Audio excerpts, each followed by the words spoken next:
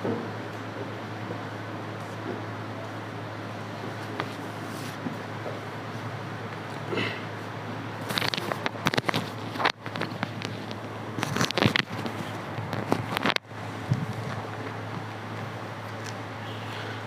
باللہ من الشیطان الرجیم بسم اللہ الرحمن الرحیم وصلی اللہ علی محمد وآلہ الطاہرین ولعنۃ اللہ علی اعدائہم اجمعین اما بعد قال اللہ تبارک و تعالی فی القرآن المجید بسم اللہ الرحمن الرحیم وَلَقَدْ ذَرَأْنَا لِجَهَنَّمَ كَثِيرًا مِّنَ الْجِنِّ وَالْإِنسِ لَهُمْ قُلُوبٌ لَّا يَفْقَهُونَ بِهَا وَلَهُمْ أَعْيُنٌ لَّا يُبْصِرُونَ بِهَا وَلَهُمْ آذَانٌ لَّا يَسْمَعُونَ بِهَا أُولَٰئِكَ كَالْأَنْعَامِ بَلْ هُمْ أَضَلُّ أُولَٰئِكَ هُمُ الْغَافِلُونَ۔ ناظرین کرام السلام علیکم ورحمۃ اللہ وبرکاتہ۔ سورہ اعراف آیت نمبر 179۔ موضوع گفتگو آپ حضرات کی خدمت میں قرآنی طرز زندگی کے عنوان سے چل رہی تھی، اور بات اس منزل تک پہنچی تھی کہ امام سجاد علیہ السلام نے جو انسانوں کی قسمیں بتائی ہیں ان میں سے 6 قسموں میں 5 قسمیں ایسی تھیں کہ جس کو قرآنی طرز زندگی کے عنوان سے نہیں جانا جا سکتا ہے، اور آخری قسم جو ہے اسی کو ہم قرآنی طرز زندگی کے عنوان سے سمجھ سکتے ہیں۔ میں مختصر ان اقسام کے بارے میں ذکر کر کے گفتگو کو آگے بڑھاؤں گا۔ پہلی قسم بتائی تھی کہ شیر سے تشبیہ دی تھی بعض انسانوں کو کہ جن کا کام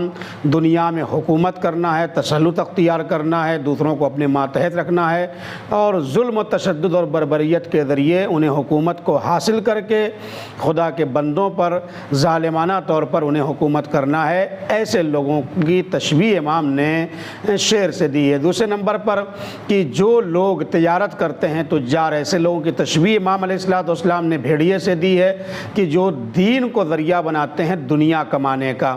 اور دنیا میں وہ کامیابی حاصل کرتے ہیں ظاہری طور پر، لیکن دین کا سودا کر کے، دین کو پامال کر کے، دین کو بیچ کر کے، دین کے سودے کر کے،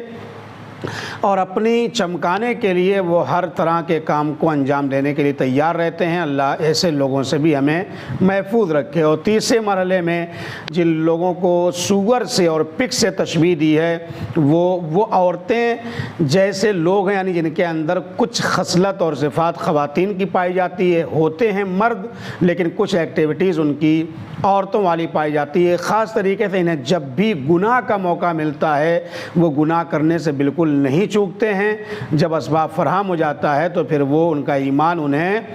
نہیں روک پاتا ہے گناہوں سے۔ اس کا مطلب یہ ہے کہ ان کا ایمان مستحکم اور قوی نہیں ہوا ہے، اور جیسے ہی گناہ کے اسباب فراہم ہوئے، گناہ کا ماحول بنا، وہ فوراً گناہ کو کر ڈالتے ہیں، اور ان کی خواہشات بہت زیادہ ان کے اوپر حاوی رہتی ہے، اور زیادہ تر وہ عقل کے خلاف ہی چلتے ہیں۔ ایسے لوگوں کو پگ اور سور سے تشبیہ دی ہے۔ چوتھے مرحلے میں جن لوگوں کو امام نے کتے اور سگ سے اور ڈاگ سے تشبیہ دی ہے، یہ وہ لوگ ہیں کہ جو گالیاں دیتے ہیں۔ خاص طریقے سے امام معصوم علیہ السلام نے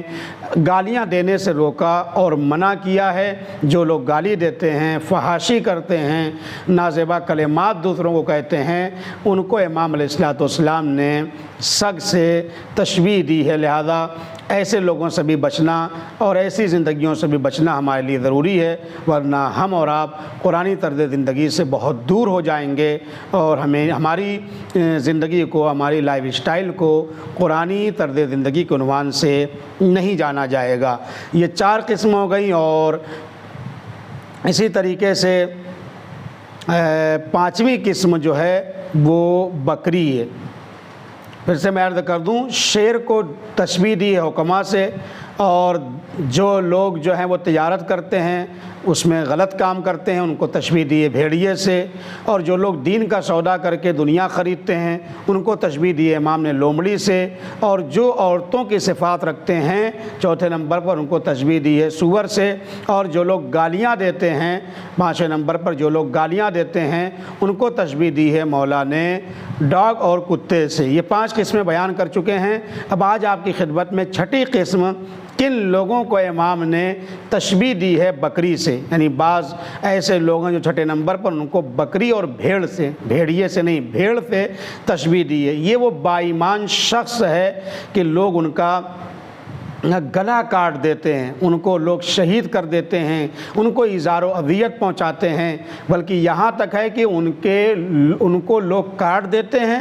بکری کو لوگ کاٹتے ہیں، کاٹنے کے بعد ان کی بوٹی بوٹی کرتے ہیں اور پھر ان کے گوشت کو لوگ استعمال کر لیتے ہیں، کھا جاتے ہیں۔ امام کہنا چاہتے ہیں مومن اسی کو کہتے ہیں، اور مومن کی زندگی سختیوں میں گزرتی ہے، اسے مقاومت اور مقابلہ کرنا پڑتا ہے، سماج کے سامنے بھی، دشمن کے سامنے بھی، غلط عقیدے کے سامنے بھی، غلط افکار کے سامنے بھی، غلط نظریات کے سامنے بھی، تو اس کو ایذار و اذیت کا سامنا کرنا پڑتا ہے۔ ہمیشہ مرحلہ امتحان میں اور آزمائش میں ہوتا ہے، اور جو جتنا زیادہ اللہ سے قریب ہوتا ہے اس کا امتحان یقینی طور پر اللہ سخت لیتا ہے۔ اس طریقے سے کہتے ہیں کہ مومن ان سارے جانوروں کے درمیان، یعنی حکماء کے درمیان، تجار کے درمیان، اور جو دین کو ذریعہ بناتے ہیں دنیا خریدنے کا ان کے درمیان، اور جو لوگ عورتوں کے صفات اور خصلتیں رکھتے ہیں اور گناہ میں ملوث ہو جاتے ہیں، اور جو گالیاں دینے والے ہیں، ان 5 لوگوں کے درمیان ایک مومن کی حیثیت ایسی ہے کہ ادھر شیر جو ہے اس پر حکومت کرنا چاہتا ہے، یعنی حکماء، ادھر سے جو ہے تجار لوگ اس کا استحصال کرنا چاہتے ہیں، ادھر سے جو ہے وہ دین فروش لوگ اس کا استعمال اور مس یوز کرنا چاہتے ہیں، اور دوسری سمت سے جو زنانہ صفات رکھتے ہیں افراد وہ بھی اس کے اوپر ظلم کرتے ہیں، اور گالیاں دینے والے بھی اس کے اوپر ظلم کرتے ہیں۔ ان سب کے درمیان اس کا زندگی گزارنا اور اپنی زندگی اور ایمان کا محفوظ رکھنا واقعاً سخت کام ہوتا ہے۔ لہذا ہمیں یہ سوچنا چاہیے کہ ہمارا شمار ان لوگوں میں ہو، نہ ہم کسی کو اذیت پہنچائیں اور نہ ہی کسی کو اذیت دیں، اور نہ خود اذیت کو اٹھائیں دوسروں سے، یعنی ظلم نہیں کریں، اور اگر کوئی ظلم کر رہا ہے تو اس کے مقابلے میں ہمیں اسٹینڈ لینے کی ضرورت ہے۔ لہذا ان میں 5 قسموں میں یقینی طور پر کوئی بھی زندگی ایسی نہیں ہے جس کو اپنایا جا سکتا ہے، بلکہ جو زندگی ایک ایمان والی زندگی ہے، مومن والی زندگی ہے، اسی کو اپنانا چاہیے۔ اور ہو سکتا ہے سماج اور معاشرے میں کوئی ایسا انسان ہو جو یہ کہے کہ مولانا اصل تو عقیدہ اور ایمان ہوتا ہے صحیح، اعمال انسان کے خراب ہو جائیں تو چلتا ہے، ایسا نہیں ہے۔ جتنا زیادہ اچھا عمل ہوگا وہی علامت اور نشانی ہے، سمبل ہے کہ انسان کا عقیدہ اور ایمان درست ہے۔ ایمان دل کے اندر ہوتا ہے، جڑوں کے اندر ہوتا ہے۔ فرض کیجئے ایک درخت ہے جس پر سبزے بھی ہیں، ہریالی بھی ہے، شاخیں بھی ہیں، ٹہنیاں بھی ہیں، پھول بھی ہے، پتی بھی ہے، سب کچھ پایا جاتا ہے، تو ظاہر سی بات ہے اس درخت کے بارے میں جب کوئی سوچے گا کہے گا ہاں اس کی جڑیں واقعاً بہت مضبوط ہیں۔ اگر جڑیں مضبوط نہ ہوتی تو یہ پھل اوپر نظر نہ آتے، ٹہنیاں اوپر نظر نہ آتی، شاخیں اوپر نظر نہ آتے، کچھ بھی نظر نہ آتا۔ اس کے مقابلے میں دوسرا پیڑ اگر آپ دیکھیں گے تو اس پیڑ پہ جب آپ دیکھیں گے نہ اس کے اوپر پتیاں ہیں، نہ اس کے اوپر پھول ہیں، نہ اس کے اوپر شاخیں ہیں، نہ اس کے اوپر ٹہنیاں ہیں، نہ اس کے اوپر کچھ اور چیز ہے۔ تو ہریالی جب نظر نہیں آتی ہے، آپ کسی کو بلائیے، پوچھئے بھائی یہ اوپر کچھ نظر کیوں نہیں آ رہا ہے، تو جواب یہی دیتا ہے کہ مولانا اصل میں اس کی جڑیں خراب ہو گئی ہیں۔ اس کا مطلب کیا ہوا ہے؟ یعنی جس کی جڑیں اور بنیاد ہوتی ہے پھر سامنے ہریالی، پتیاں سب، اور اگر جڑیں تو چیز اوپر نظر نہیں آتی ہے۔ یہ اگر ہماری زندگی میں حد جیسی، جیسے پھل ہیں تو ہمیں سمجھنا چاہیے کہ ہمارے ایمان کی جڑیں یقینی طور پر مضبوط ہیں اور مستحکم ہیں، اور جس کے ایمان کی جڑیں مضبوط اور مستحکم ہوتی ہیں اور اس کے مطابق وہ اعمال انجام دیتا ہے نا، اسی کی زندگی کو مومن کی زندگی کہا جاتا ہے، اور اسی زندگی کو قرآن نے قرآنی طرز زندگی کے عنوان سے جانا ہے۔ لہذا اگر کسی کی زندگی میں آپ دیکھیں کہ نماز جیسے پھول نہیں ہیں، روزے جیسے پھل نہیں ہیں، حج و زکوٰۃ و خمس جیسی شاخیں نہیں ہیں، تو سمجھ لینا چاہیے اس کے جڑ میں، اس کی بنیادوں میں جو عقیدہ اور ایمان ہے وہ متزلزل ہے، وہ مستحکم نہیں ہے، وہ مضبوط نہیں ہے۔ لہذا اس کے ہاں کوئی ہریالی نماز، روزے اور دوسرے اعمال کی شکل میں نظر نہیں آتی ہے۔ لہذا ہمیں چاہیے کہ ہم زیادہ سے زیادہ قرآن پڑھیں تاکہ ہماری مضبوطی جو ایمان کی ہے اس کے اندر استحکام پیدا ہو۔ خاص طریقے سے کہا گیا ہے جب کوئی تلاوت قرآن کرتا ہے، دعاؤں سے مانوس ہوتا ہے، نماز سے انس پیدا کرتا ہے، تو اس کے ایمان کی روح کے لیے یہ کیا ہے؟ غذا ہے، تقویت ملتی ہے، ایک طرح کا اس کے لیے فوڈ ہے اور غذا ہے، معنوی غذا ہے۔ یہ سب انسان کے روح اور اس کے ایمان کو تر و تازہ رکھتی ہیں اور اس کے اندر استحکام پیدا کرتی ہیں۔ اسی لیے